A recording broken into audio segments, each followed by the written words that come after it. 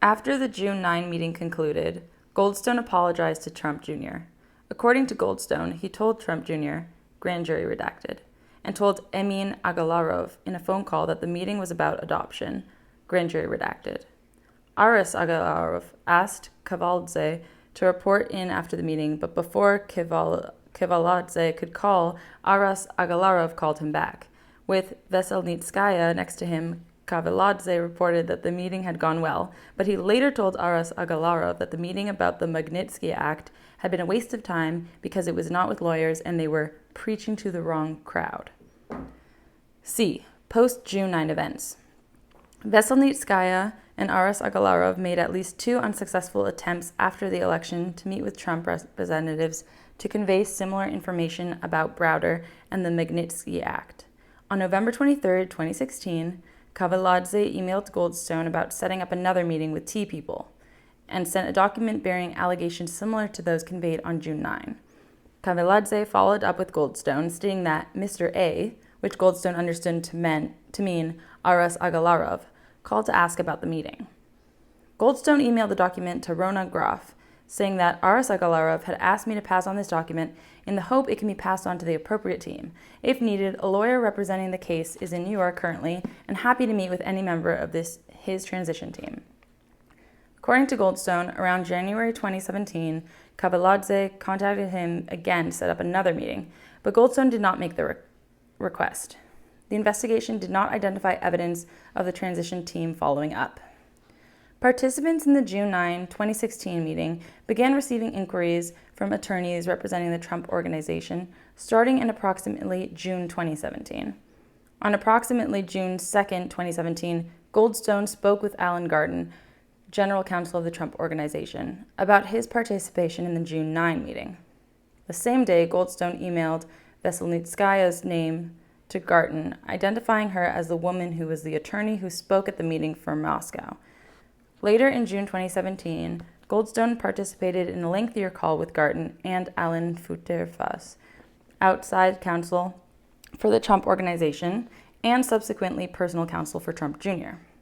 On June 27, 2017, Goldstone emailed Emin Agalarov with the subject, Trump attorneys, and stated that he was interviewed by attorneys about the June 9 meeting who were concerned because it links Don Jr. to officials from Russia, which he has always denied meeting. Goldstone stressed that he did say at the time that this was an awful idea and a terrible meeting. Emin Agalarov sent a screenshot of the message to Kavaladze. The June 9 meeting became public in July 2017. In a July 9, 2017 text message to Emin Agalarov, Goldstone wrote, "I made sure I kept you and your father out of this story, and if contacted, I can do a dance and keep you out of it." Goldstone added, "FBI now investigating, and I hope this favor was worth for your dad. It could blow up." On July 12,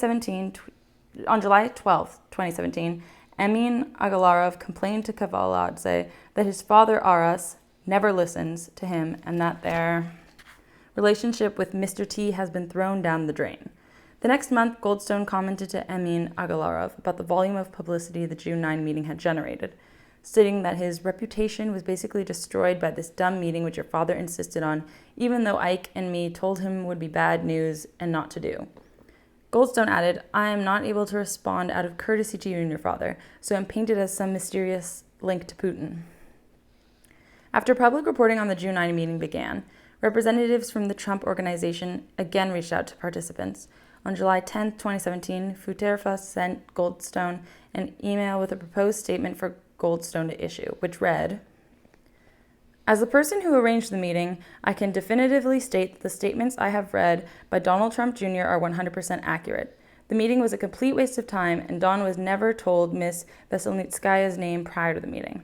Ms. Veselnitskaya mostly talked about the Magnitsky Act and Russian adoption laws, and the meeting lasted 20 to 30 minutes at most. There was never any follow-up, and nothing ever came of the meeting." Grand jury redacted. The statement drafted by Trump Organization representatives was grand jury redacted. He proposed a different statement asserting that he had been asked by his client in Moscow, Emin Agalarov, to facilitate a meeting between a Russian attorney, Natalia Veselnitskaya, and Donald Trump Jr. the lawyer had apparently stated that she had some information regarding funding to the DNC from Russia, which she believed Mr. Trump might find interesting. Goldstone never released either statement. On the Russian end, there were also communications about what participants should say about the June 9 meeting. Specifically, the organization that hired Samochornov, an anti-Magnitsky Act group controlled by Veselnitskaya and the owner of Prevazon, offered to pay $90,000 of Samochornov's legal fees.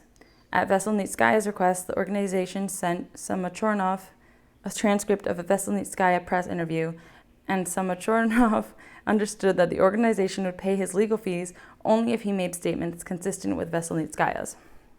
Samochornov declined, telling the office that he did not want to perjure himself.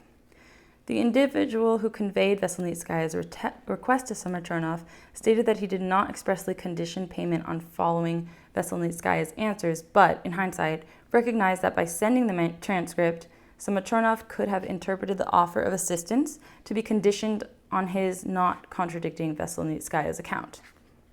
Volume 2, Section 2G, Infra, discusses interactions between President Trump, Trump Jr., and others in June and July 2017 regarding the June 9 meeting.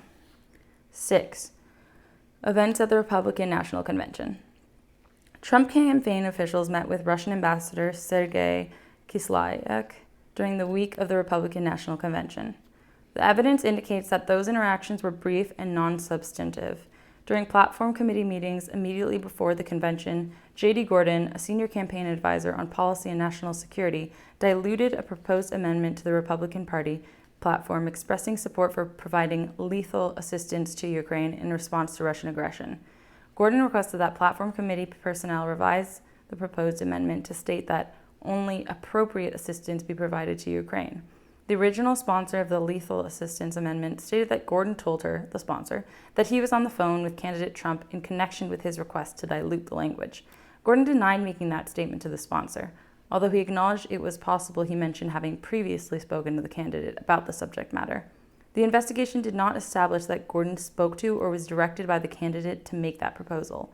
Gordon said he sought the change because he believed the proposed language was inconsistent with Trump's position on Ukraine. A. Ambassador Kislyak's encounter with Senator Sessions and J.D. Gordon the week of the RNC.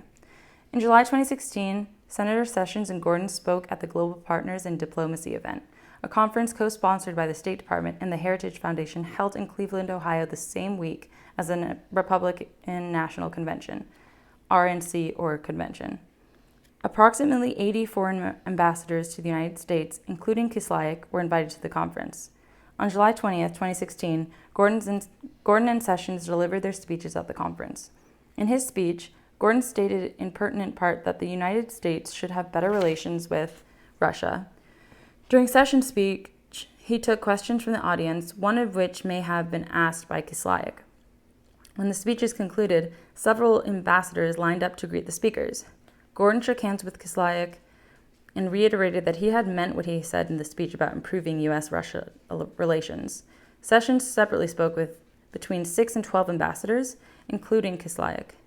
Although Sessions stated during interviews with the office that he had no specific recollection of what he discussed with Kislyak, he believed that the two spoke for only a few minutes and that they would have exchanged pleasantries and said some things about U.S.-Russia relations. Later that evening, Gordon attended a reception as part of the conference. Gordon ran into Kislyak as the two prepared plates of food, and they decided to sit at the same table to eat. They were joined at the table by the ambassadors from Azerbaijan and Kazakhstan, and by Trump campaign advisor Carter Page. As they ate, Gordon and Kislyak talked for what Gordon estimated to have been 3 to 5 minutes, during which Gordon again mentioned that he meant what he said in his speech about improving U.S.-Russia relations. B. Change to Republican Party platform. In preparation for the 2016 convention, foreign policy advisors to the Trump campaign, working with the Republican National Committee, reviewed the 2012 convention's foreign policy platforms to identify divergence between the earlier platform and candidate Trump's positions. The campaign team discussed toning down language from the 2012 platform that identified Russia as the country's number one threat, given the candidate's belief that there needed to be better U.S. relations with Russia.